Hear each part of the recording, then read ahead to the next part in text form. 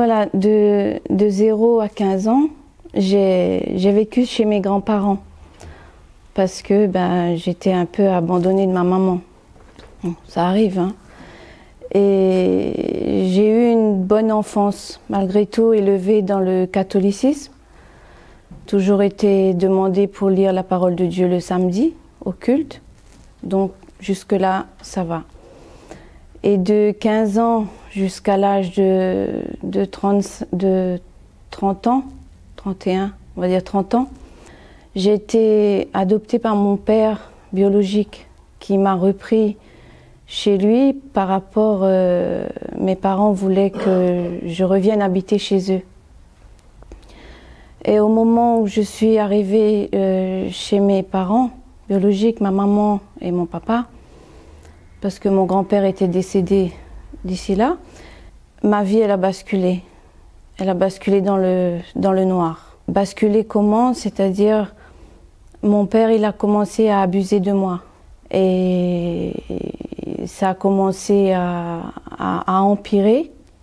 Et étant donné que quand on est une enfant, on peut pas, quand on est en face des adultes, les adultes ne vous croient pas toujours. Donc la chose s'est empirée de jour en jour, de mois en mois et d'année en année. Sauf que un jour j'ai voulu mettre fin à mes jours. Donc de toute façon, il y a eu la tentative de suicide qui était là. Et sauf que je crois que Dieu n'a pas voulu cela. Parce que je pense que si aujourd'hui je suis là pour vous porter ce témoignage, c'est peut-être, c'est pour vous, personnellement pour moi, je sais qu'il y a un Dieu qui existe, il y a un Dieu qui est vivant. Donc malgré cette tentative de viol que mon père il avait sur moi, et je devais y passer parce que il battait ma mère jusqu'au sang. Si je n'acceptais pas, c'était elle qui passait.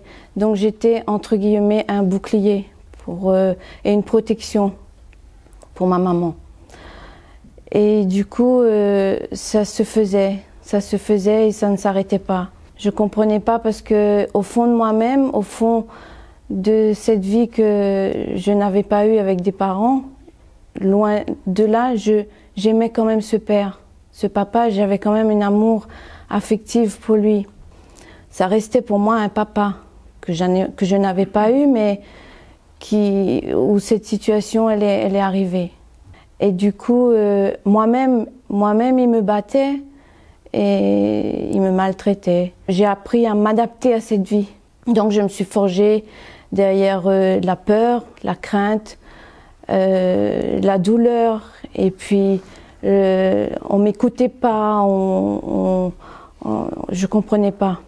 Mais ma grand-mère m'avait toujours initiée à prier la Vierge Marie. Donc, je prenais ma force et je priais souvent la Vierge Marie.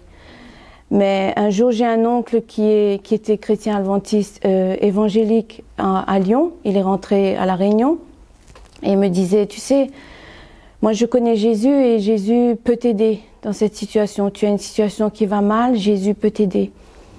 Et je me suis dit, si Jésus peut m'aider, je donnerai ma vie à Jésus et par-delà, sans bien réfléchir, mais je me suis dit, si Jésus peut m'aider, je lui donnerai ma vie et peut-être que cette vie de cauchemar s'arrêtera.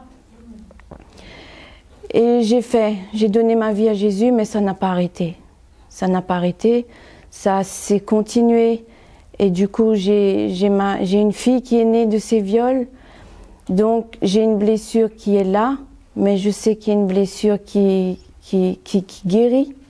Donc j'ai pu porter plainte contre ce père qui était violent, qui était agressif, qui avait ce caractère de bourreau sur ma vie, parce que je ne sais pas comment on lui apprenait à aimer les gens, mais personnellement je voyais ce caractère comme ça. Et j'ai pu porter plainte contre lui. Et là, les services sociaux m'ont demandé de partir, de quitter, de refaire ma vie. Mais quand on a 2 enfants sur les bras et on se retrouve toute seule à 30 ans, on ne sait pas où aller parce que j'avais une grande famille, mais personne ne me soutenait. Tout le monde croyait que je parlais pour me faire remarquer. Alors c'était assez dur. Et du coup, j'avais un oncle qui habitait ici, qui était le frère de ma maman. Et ma maman est venue en métropole avec moi parce que, comme je ne connaissais pas, donc je devais venir chez lui. Et du coup, arrivée ici, j'ai rencontré mon mari. D'ailleurs, je ne devais jamais me marier avec un métropolitain, mais ça, c'est seul Dieu qui l'a voulu. Il y a eu le temps où nous devons nous marier, mon mari et moi. Et Dieu m'a parlé à ce moment-là, au mois d'avril. Le mariage devait se faire au mois de septembre.